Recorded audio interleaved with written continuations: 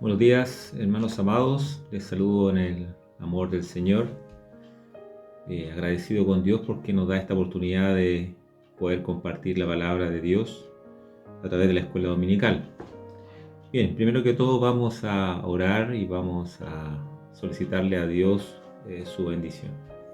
Padre, te agradecemos en esta mañana esta bendición que nos permites de poder reunirnos y de poder aprender de tu palabra. Gracias te damos porque tú estás con nosotros a través de ella, Señor, infundes el aliento y la fuerza que necesitamos para seguir adelante. Te pido, Señor, tu dirección y que tu palabra llegue a cada uno de nuestros corazones. En el nombre de Jesús se lo pido todo. Amén. Bien, estamos comenzando una segunda unidad. Esta unidad habla de la historia del Nuevo Testamento y la lección de esta mañana habla de la venida del Mesías.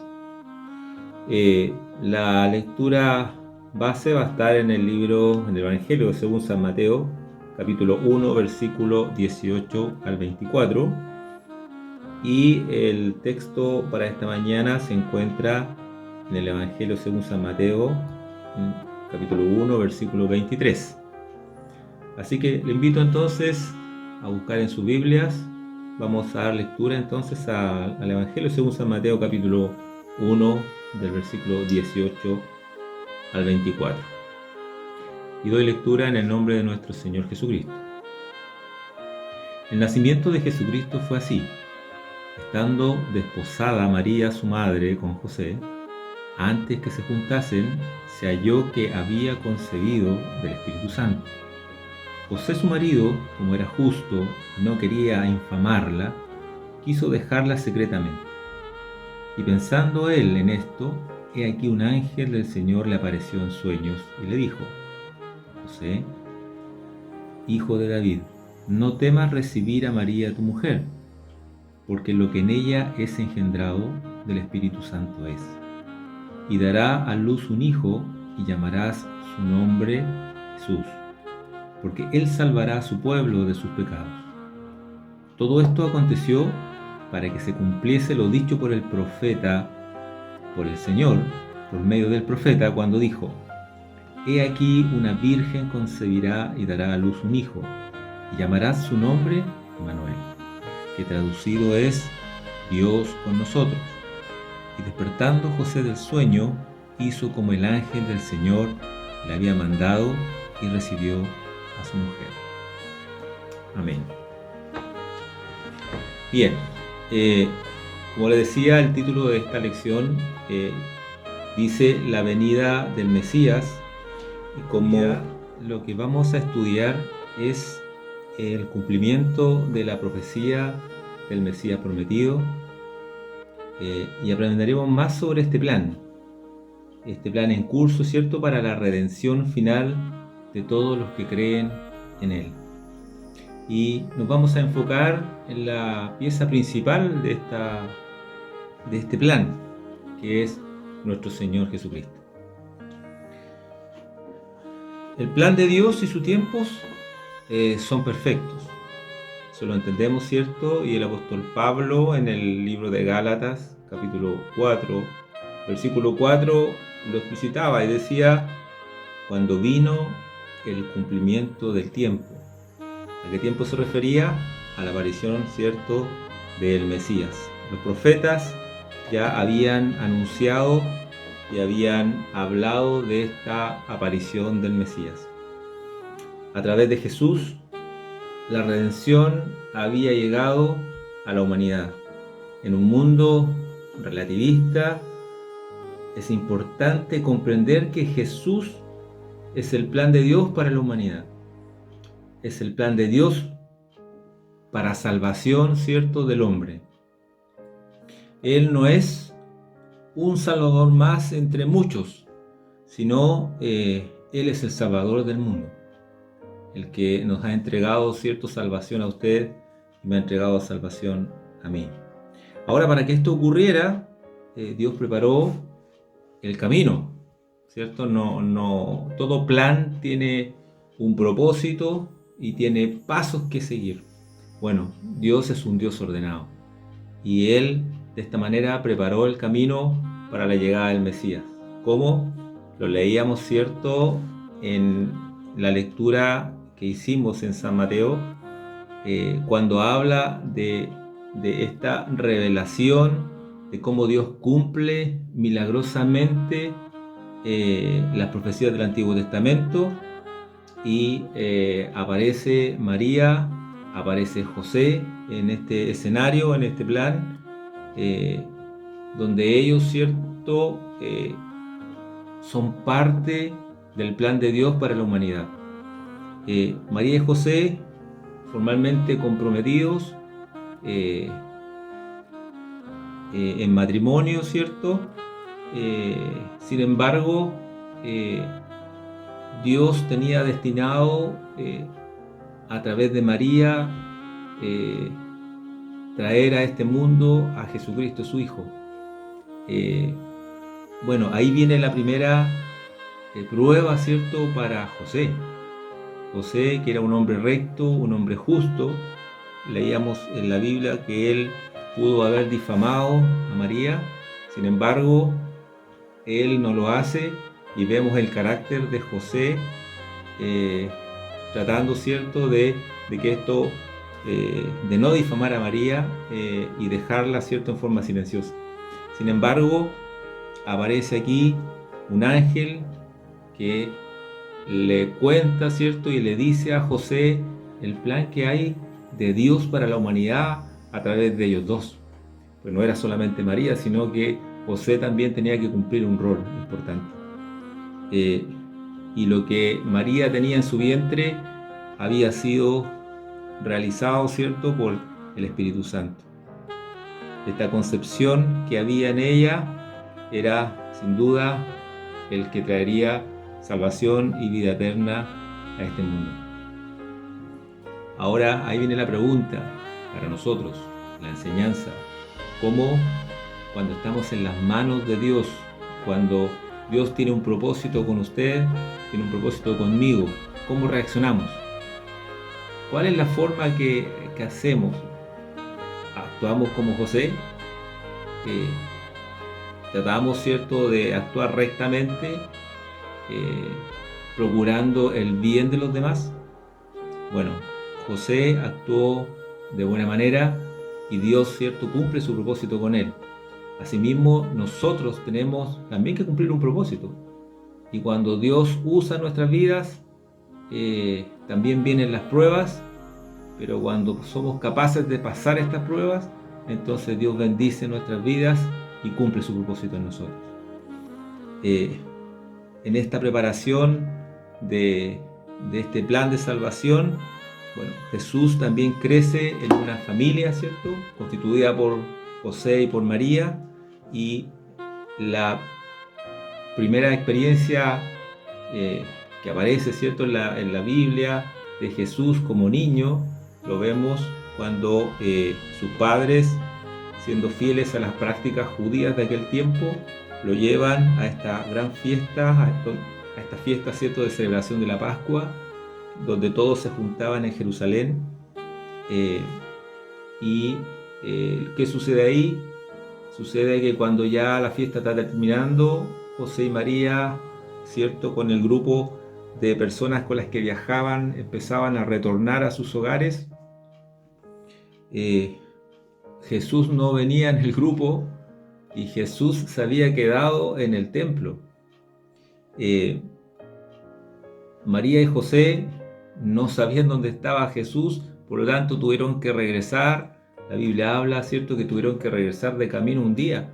En esos tiempos, cuando se trasladaban de una ciudad a otra, sobre todo en estas fiestas, se trasladaban en caravanas, ¿cierto?, en grupos de personas que peregrinaban hasta los distintos lugares, y en este grupo, ¿cierto?, Jesús se había perdido.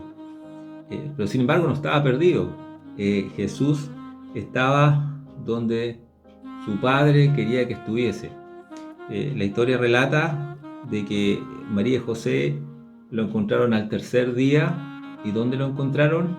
En el templo, hablando con los doctores de la ley, escuchando, aprendiendo de ellos, haciéndoles preguntas, pero también entregándoles su pensamiento, entregándoles su filosofía, de tal manera de que los doctores de la ley, ellos mismos, ¿cierto?, se extrañaban de que un niño de 12 años pudiese entender de esa manera la palabra de Dios. Ahí vemos, ¿cierto?, como aprendizaje que donde aprendemos, donde crecemos, donde tenemos que sacar nuestras dudas, son en los lugares donde nos concentramos los hijos de Dios, en los templos, la familia, donde hay conocimiento y palabra de Dios. Jesús fue a un lugar, ¿cierto?, donde había palabra de Dios, donde se hablaba de Dios. Bueno, nosotros tenemos que hacer lo mismo. Hoy día, en la situación que estamos, probablemente no podemos reunirnos en un templo todavía, pero sí lo estamos haciendo en nuestros hogares, sí lo estamos haciendo a través de estas plataformas que nos permiten hablar y aprender de la palabra de Dios. No nos dejemos de estar, no dejemos de leer la palabra, porque ella es la que nos nutre, así como Jesús, ¿cierto?, crecía en gracia y en sabiduría, aprendiendo también de los doctores y también entregando su sabiduría, así también nosotros hagámoslo en nuestros hogares, aprendamos de la palabra de Dios. Jesús seguía avanzando en este plan que Dios tenía para él, fue bautizado y fue ungido a la vez para enfrentar el ministerio que Dios tenía preparado para él. Juan el Bautista, su primo, ¿cierto?, en Lucas capítulo 1:36, habla de este hombre, de Juan el Bautista, que tenía un ministerio profético que incluía el bautismo, este bautismo que era por arrepentimiento para el perdón de los pecados. Sin embargo, Jesús sabía que tenía que cumplir todos los aspectos de la ley y también estas actividades que lo hacían acercarse al pueblo. Jesús no se bautizó por arrepentimiento de pecado, porque sabemos que Jesús, ¿cierto?, él era sin pecado. Hebreos capítulo 4, versículo 15 confirma eso. Él lo hizo para poder también acercarse al pueblo, para que no tuviesen que hablar de él, ¿cierto?, y con el fin de demostrar también lo que Dios iba a hacer a través del ungimiento que iba a tener. Era un ungimiento visible. Recuerden que en esta parte, cuando está con Juan el Bautista y es bautizado, también se abren los cielos, narra la palabra de Dios en el Lucas capítulo 3, se abren los cielos y el Espíritu Santo desciende y una voz, la voz del Padre, ¿cierto?, ratifica a Jesús como Hijo de Dios. Aquí ocurre algo extraordinario. Por eso Dios tiene propósitos con todas las cosas que nosotros hacemos. Posteriormente a esto, Jesús es llevado al desierto, donde también es probado, ¿cierto?, por el enemigo. Sin embargo, el Espíritu Santo lo sustenta, le da la fuerza para sobrellevar 40 días de ayuno para poder triunfar sobre el diablo.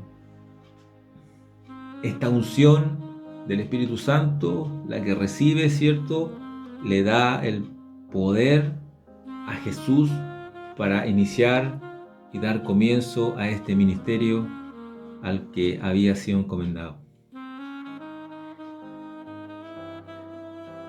Narra la Biblia, ¿cierto?, y sigue la historia de Jesús en este plan que Dios había preparado. Jesús tenía propósitos, no solamente la salvación, entregar salvación y vida eterna, sino que también sanar y perdonar. Una de sus primeras actividades fue en el enfrentamiento que tuvo en una sinagoga cuando estaba enseñando la palabra. Su autoridad es probada por un endemoniado que identifica a Jesús y lo reconoce y que le exige que no lo moleste. Sin embargo, Jesús muestra su autoridad y muestra su poder y sana a este hombre y lo libera, ¿cierto?, de estas cadenas que lo ataban.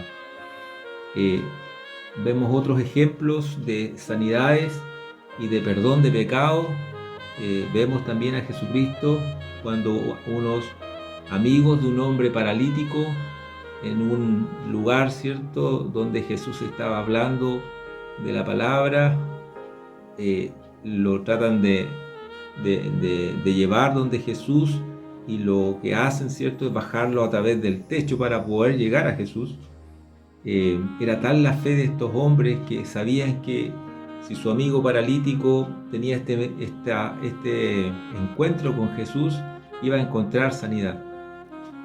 Bueno, Jesús lo primero que hace con este paralítico, le declara el perdón de sus pecados, pero como confirmación de esto aparece la sanidad, y que obviamente fue algo extraordinario porque este hombre paralítico sale caminando de ese lugar. Vemos la autoridad, ¿cierto?, que Jesús posee gracias a la presencia también del Espíritu Santo y de Dios en él. Hablamos, ¿cierto?, de un Jesús que es Dios Padre, Dios Hijo y Dios Espíritu Santo. La Trinidad hecha carne para darnos salvación y vida eterna a usted y a mí. Este plan tenía un propósito: redimir al mundo del pecado, y para que hubiese esta redención tenía que haber un sacrificio, tenía que haber derrame de sangre para poder justificar, ¿cierto?, los pecados del mundo. Y vemos la última parte del plan que Dios tenía para este mundo a través de Jesucristo, y vemos entonces a Jesús enfrentando la muerte, pero también enfrentando lo más glorioso, la resurrección.